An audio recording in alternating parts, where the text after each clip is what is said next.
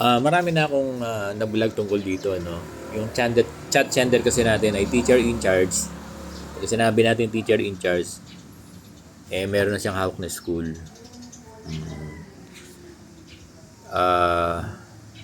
Ngayon, teacher 3 siya. Pero, passer siya. Kaya lang nagkaroon kasi kung wala pang ECP, dati pwede yan yung mga teacher 3 na pwede silang bigyan ng item na principal 1. Pero ngayon kasi nag-ECP, hindi ko lang alam din kung natural vacancy ay pwede sila. O hindi ko lang alam ang appreciation ng mga division office. Parang iba yata kapag natural vacancy pinapayagan. Pero pag reclass, yun ang mahirap. Kasi ang sabi ng ECP, yung mga passer, kahit passer kayo, dapat ma-sustain nyo, no? Ma-sustain nyo yung criteria ng principal 1. Dapat mag-qualify kayo doon sa ng principal 1. Oo. Kasi sa provision ng ECP, yung sinasabi nilang sabihin, kahit na passer kayo, ang ibig sabihin, dapat you will follow in toto the guidelines in ECP. I-consider na natin na meron kang yung experience mo, pasok ka. Kasi operational management, meron kang your MA degree, pasok, di ba? Experience, education mo, MA degree, ano pa ba? Another criteria, di ba? Kaya lang dun sa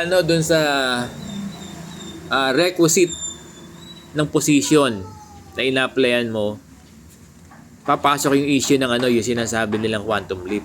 Kasi teacher 3, ang provision kasi yung not more than 3 salary grade. 'Di ba? In your current position. 'Di ba? Kung mapopromote ka, hanggang 3 salary grades lang. Kung teacher 3 ka, 4, 5, 6. Sorry. Hanggang teacher 6 ka. Kaya hindi ka pa pwedeng bigyan ng principal 1 dahil sobrang layo. Sobrang laki ng tatulunan mo. That's it. Kaya naintindihan ko na bakit yung mga division office hindi kayo kino-consider sa reclassification kasi inabot kayo ng easy provision Ngayon kung nire-request nyo, sumula tayo kay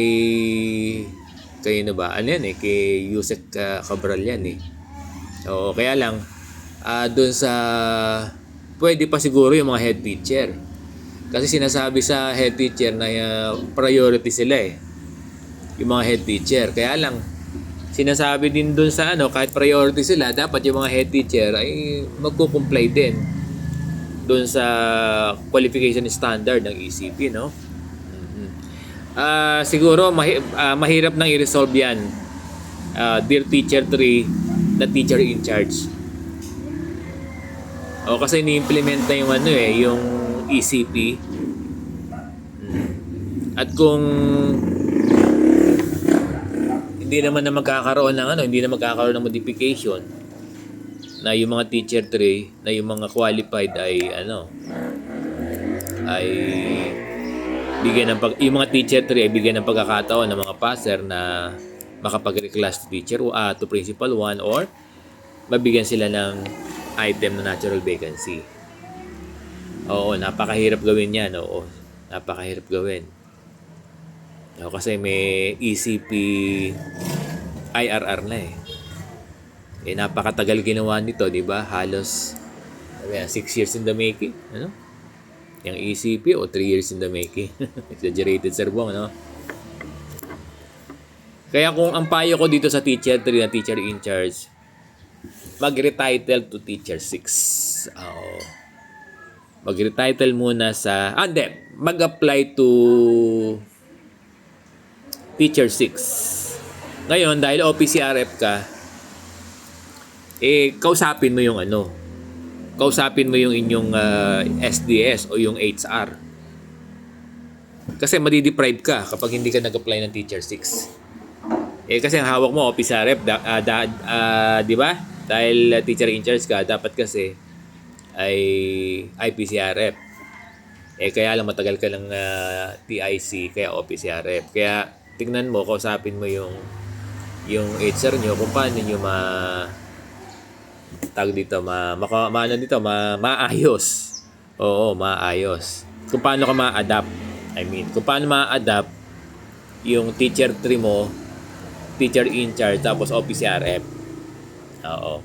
Kasi dapat makapag-reclass ka to teacher 6 na ang gagamitin mo yung OPCRF. Kasi wala ka namang iba Oo, wala kang iba. Wala kang IPCRF. Puro OPCRF ka.